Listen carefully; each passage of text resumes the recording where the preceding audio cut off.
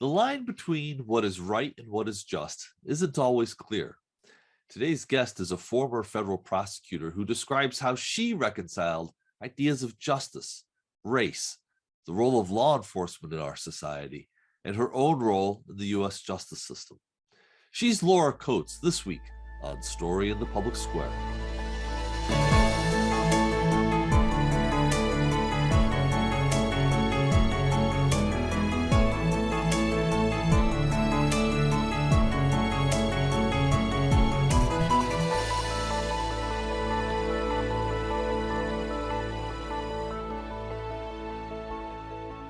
Hello and welcome to Story in the Public Square, where storytelling meets public affairs. I'm Jim Ludus from the Pell Center at Salve Regina University. And I'm G. Wayne Miller with the Providence Journal. This week, we're joined by Laura Coates, who you might know from her appearances on CNN or her Sirius XM satellite radio show.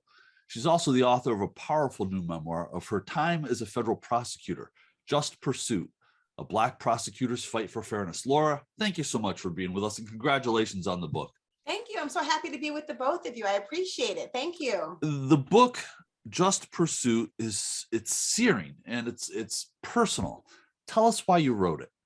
You know, I think it's not the kind of book people expected me to write. I think the assumption with lawyers is that we're going to write a book about a Supreme Court case. We're going to provide it the context and history, and we're going to go from there. But for me, it was really, really important to have a deeply personal, introspective look at the criminal justice system, because I faced so many competing battles of allegiance as a woman, as a Black woman, living in the experiences that I've had, and having that oftentimes come at odds with the directives I was given in the Department of Justice. And I think it's important for people to understand that if you're really going to speak truth to power and you're going to demand justice, you ought to first know what justice really looks and feels like, and also know what the truth is. And I endeavored to do this by using the different stories that I tell about the people who were so deeply impacted by the justice system, including myself, and really personifying the issues that are in the national conversation.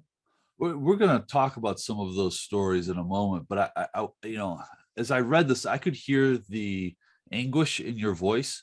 And you're a brilliant woman. You are compassionate and humane, but you also had the strong sense of justice and why you served. If a person like you feels like the system is that broken, how do we redeem it?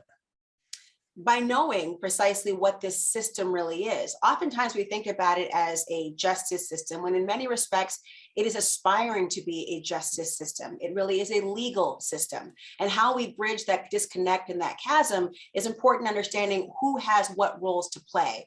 And I write this obviously talking about the truth. Then really, I pull back the curtain on a number of things, but there are extraordinary moments of humanity and optimism that are contained in the book as well. And I did that deliberately because that's as very much as part of our system as anything else. However, they're often overshadowed by the reality that you might think you know what disproportionate impact looks like. You may think you know and assume that because we have a constitution, and because the mascot of the Department of Justice is a blindfolded woman, it does not mean that we, and always in every instance, actually live up to what we are on paper. In many ways, it's an analogy to who we are in this country in and of itself, who we are on paper versus what we aspire to be. And if we have optimism in our patriotism, even knowing the truth, we should have optimism in our justice system when we do know that same truth.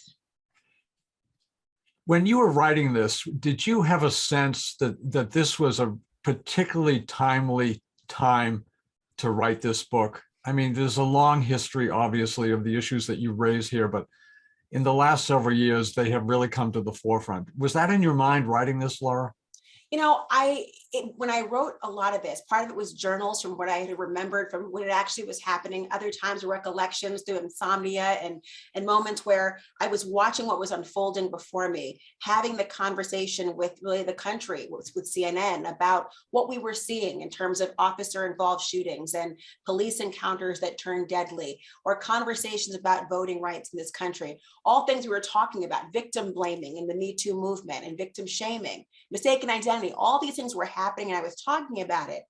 So it became almost cathartic for me to write about what my personal perspective was on it, what my experiences had been, what those blink moments are when I brought myself into the room. And I think it's one thing to talk about the law, and we all do, and I explain the law, certainly in my field that I am, but I wanted people to understand what was actually happening and how it's one thing to talk about it and I think to actually experience it.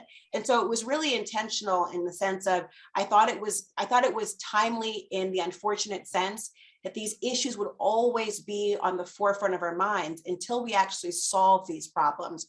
But I had my children looking up at me. I mean, like many of you, I was working from home during the pandemic. And while I was having these, I have a studio at my home at times.